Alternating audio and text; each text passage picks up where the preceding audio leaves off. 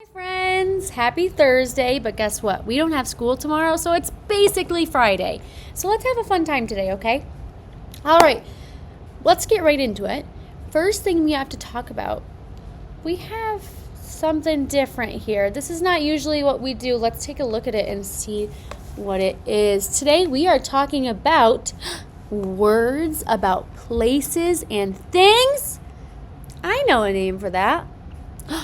A noun. A noun is a person, place, or thing. Can you say that? A noun is a person, place, or thing. Good job. Nouns are words that name a person, place, or thing. A noun that names a place tells where something is happening.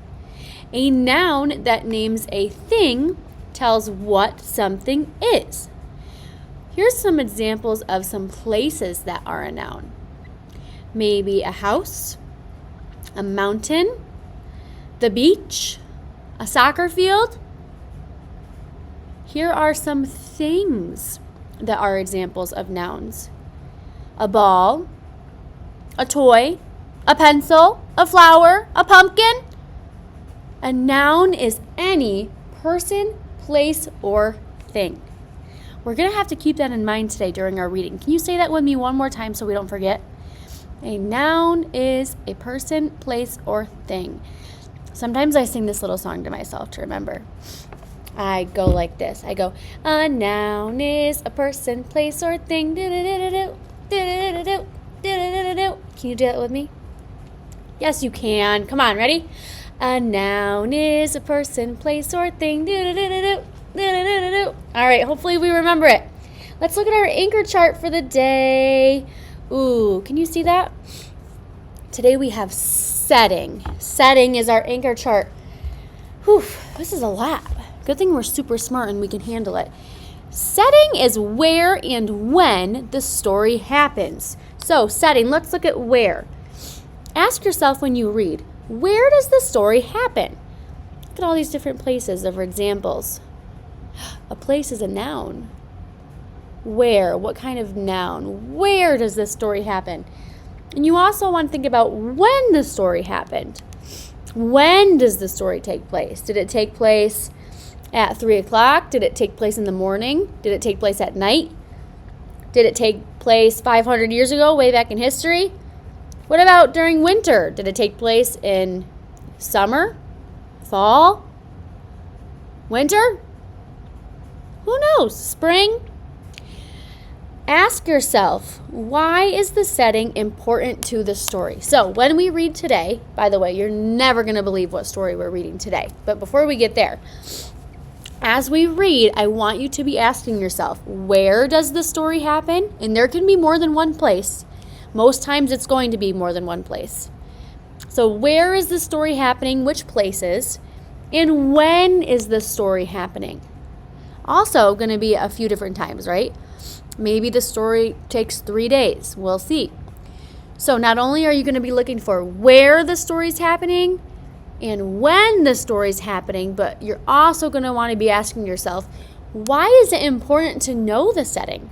Why is the setting important to the story? Are you ready to see what story we're reading today?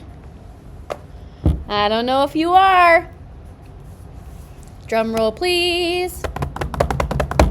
The story we're reading today is, once again, Dan Had a Plan. 3 days in a row. Can you believe it? This is crazy. So you should already have the page memorized by now if it's our third time reading it. We're going to be on page 76. It's the first one. Go ahead and open on up to that book. Open up to that page. Dan Had a Plan. Remember, pause if I'm going too fast. You guys know I'm speedy. I like to move way too fast. Slow me down, rewind me, pause me, whatever you need to do. Are you on page 76? Great, so am I. All right, let's start. Dan had a plan. We should know this story by heart now. Turn the page to page 78. Ready? Follow along. Hi, Dan, said Kim. Can you see my bugs and bats? I see a big mess, said Dan. We will go to the farmer's market. We will sell the bugs and bats. The money is for new library books. So think about the setting right now. Where is this happening? Look at the pictures. I see a refrigerator.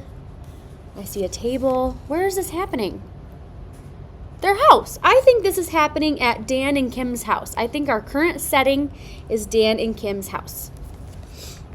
Turn the page to page 80, which is an 8 and a 0, pointing to that first word here. Ready? I like bugs and bats, said Dan. I like books. Can I help? You are too little, said Kim. Dan and the neighbors set up. Hi, kids, said Dad. Whoa, our setting changed. Where are we now? We're not at their house anymore. I see grass. I see umbrellas. I think we're at the farmer's market where they said they were going to sell the treats. So our setting has already changed once, and we've only read a few pages. Let's turn the page to page 83. We're right here, 82 and 83. Pointing to this first word on 82, please follow along and pause me if you need to. Hi, Sam, said Dan. Hi, said Sam. Can I buy a bat? Did you see the big sign? Asked Dan. Dan had a plan.